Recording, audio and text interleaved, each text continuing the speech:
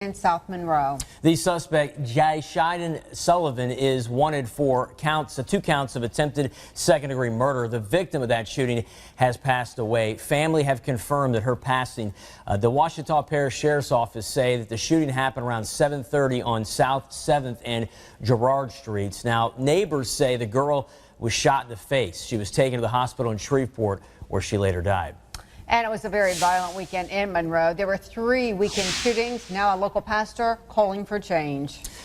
Well, 2 people are dead and 4 others wounded. Courtney Cole joins us. Courtney, you talked to this local pastor. What do you have to say? Jeff and Jennifer, Pastor Price at New St. James Church said he was sad to even have to speak on those shootings. After the 2 shootings on Saturday and 1 last night, he is urging the community to come together rather than be divided by gun violence. 32-year-old Kengarika Jones is dead after a shooting Saturday.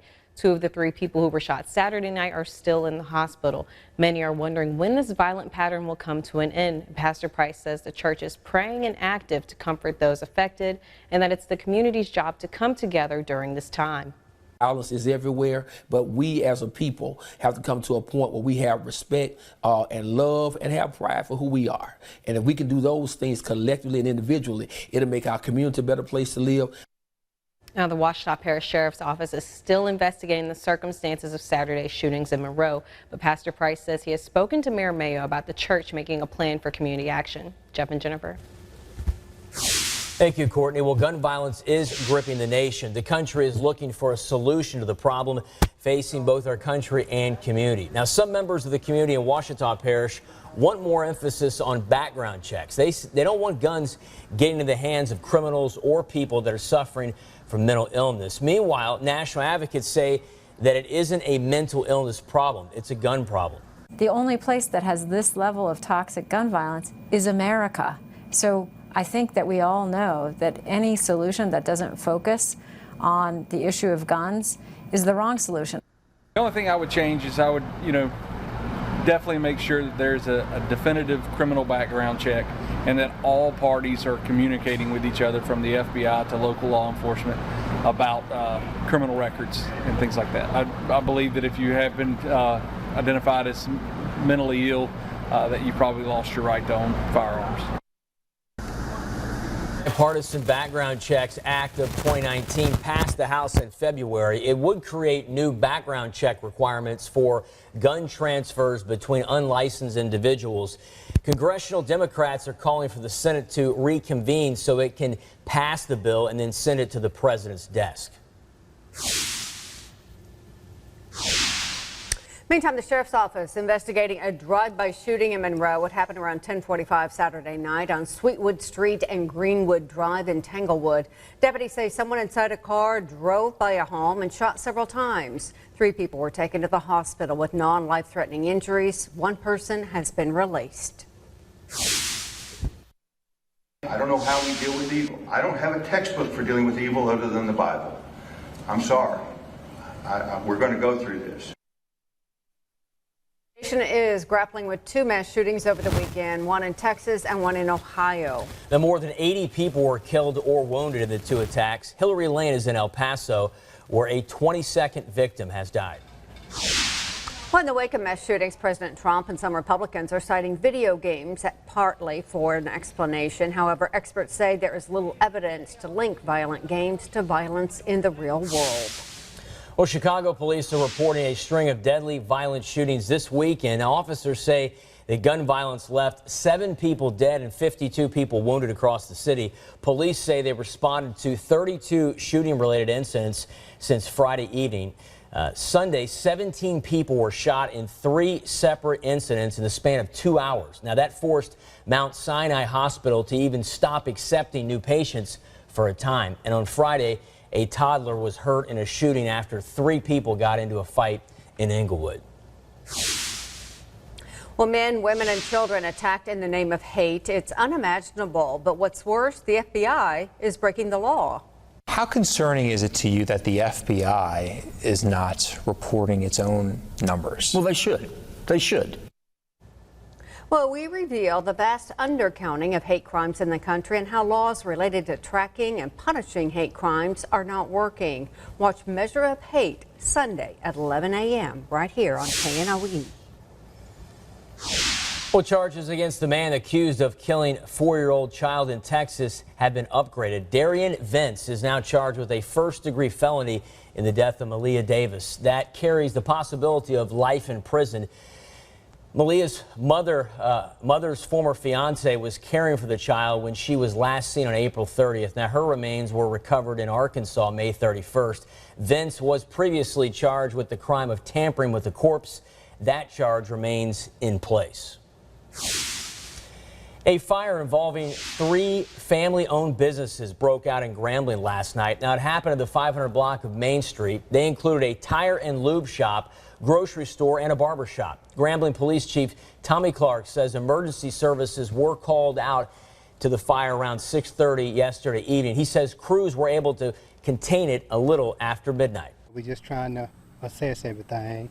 Kind of a shock to us, but we will get through it. We've been here for, been in business for about 58 years. Been at this location probably about 10 years. But it's a family deal, so we all connected as one because we all family here. Well, state police have now arrested the driver of an 18-wheeler involved in a deadly crash in LaSalle. Is charged with negligent homicide, negligent injuring, a reckless operation, and unsafe vehicle. Police say it happened on Highway 127 south of Alla earlier this week when a car was slowing down to turn and the 18-wheeler collided with it. Police say the toddler was restrained, but the 2 adults were not wearing seat belts. All 3 died at the scene. Well, 2 people were now arrested in the death of a Monroe club owner. Police say driver Taisha Goodjoint drove the suspect Mitchell Quiller to Quality Inn in Monroe on July 14th. Now, police say that Robert Sullivan was outside on his phone when Quiller pulled a gun on him and then stole $1,200 from him and shot him in the chest. Quiller is charged with second-degree murder and armed robbery. Goodjoint is charged with armed robbery. Sullivan was the owner of a nightclub called Highway 15 in Monroe. He died Monday from his injuries. Meantime, an arrest is made in a Monroe shooting on South 3rd and Beauregard Streets. Police say James Wilhite is charged with attempted second-degree murder and simple robbery. Police say it happened July 18th when 2 men were fighting with the victim, John Bolton, and one of them shot Bolton. Bolton later identified Wilhite as the shooter. An arrest is made in the murder of a Camden, Arkansas woman and her son. Montez Woods is charged with hindering apprehension or prosecution. Police say he met with their primary suspect, Jory Worthen, just days after their bodies were found in her home on Ronald Drive, June 25th. Now, police think that Worthen is the one who killed Alyssa Cannon and her son, Brandon Ponder. There was a woman in New York City. Her French fries were cold in McDonald's, and she pulled out a gun. So I'm not surprised. This happens all the time. From tourists after hearing about the latest shooting on Bourbon Street in New Orleans, police say a woman became enraged because she didn't like the quality of food at Mango Mango.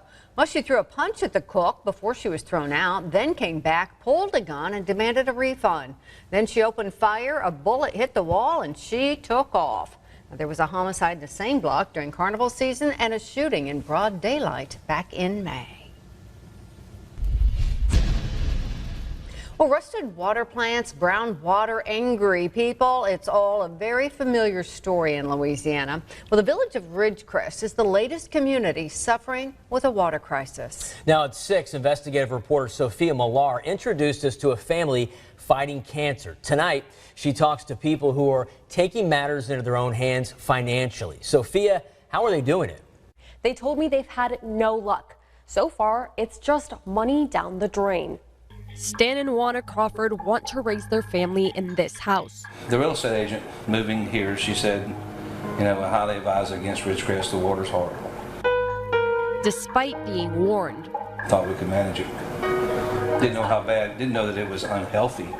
They tried gutting the house. You could see from one end of the house to the other. And installing a brand new pipe system. It did nothing. It changed nothing. That's because the root of the problem isn't the pipes. It's the water. It's brown. It's a dark brown like coffee. They installed their own filters. One system is supposed to be good for 9 months. This is what they look like after only 3 weeks. I hate to think what's in that. The Crawfords have invested thousands. Put a lot of money into it. Some people just don't have the money. People like Debbie Varnado. I'm on a fixed income. She's already paying twice what she normally would for water because she buys bottled water to drink and cook with. Probably about $65 a month buying water. And then I'm paying out of pocket about $65 a month for the water that we can't use. That doesn't cover everything. Just ask Patricia Freeman. I had to go spend probably about $100 on jugs of water. When her grandkids come over, you know, she likes to take a bubble bath. And they come out of the tub worse than they go in. She would get knots like popping up on her, something like a boil from the water. But whether you've got the money to fill up a bathtub with jugs of water or not, it's a problem that's got everyone in Ridgecrest fed up. It's a joke. We have internet and we shop on Amazon, but we're gonna have to go and fill bins and containers from the water buffaloes to take a bath? It's a joke. It's a sad joke. The problem has gotten so bad, Ridgecrest is on the Department of Health's radar. So who's to blame? We'll tell you tomorrow night at 6 and 10 p.m. In the studio, Sophia Millar, KNOE 8 News. Now, our team of journalists is dedicated to exposing corruption, wrongdoing, and injustice. If you have a story that you want us to look into, just email investigates@knoe.com.